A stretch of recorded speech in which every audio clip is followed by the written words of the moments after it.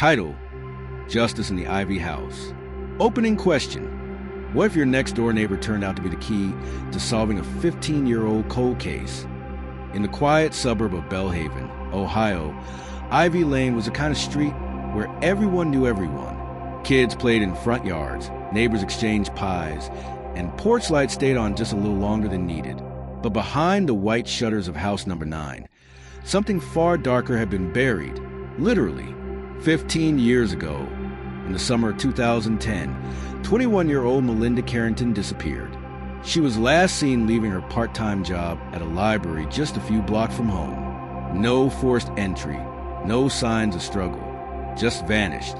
The case went cold, despite media attention and multiple search efforts. Melinda's family moved away in grief. Her name became just another file in a dusty cabinet, until a new couple moved into house number 9. 2025, a discovery. New homeowners Claire and Evan Voss had purchased the Ivy Lane house after years of saving. While digging up the backyard to plant a garden, Clara's shovel struck something hard, a wooden box. Inside, a deteriorated journal, and with it a locket containing a faded photo. A girl with auburn hair and a bright smile.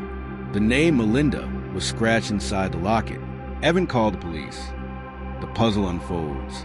Forensic teams uncover remains buried beneath the garden bed, wrapped in canvas with Melinda's initials faintly stitched on the corner. DNA confirmed the unthinkable.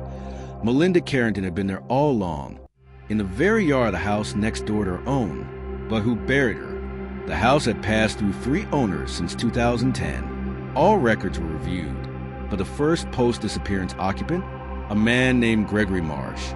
Quiet, well-liked, and ironically, a volunteer in the Neighborhood Watch program. He'd sold the home in 2015 and moved to another Ohio town, where he was now teaching at a local high school. Police reopened the case. The twist: her journal spoke. Inside Melinda's recovered journal were chilling clues.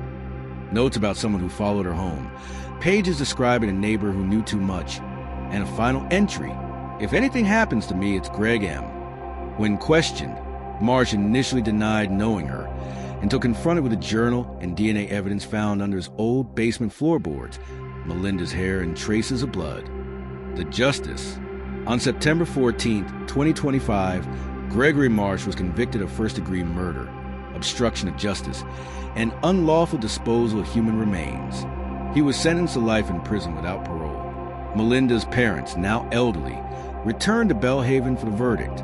Standing outside the courthouse, her mother whispered, "I knew she'd never just leave us. Now she can rest." Closing line for your audience.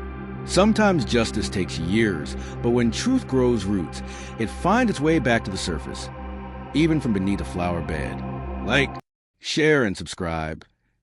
Chronicles of E. Mizey.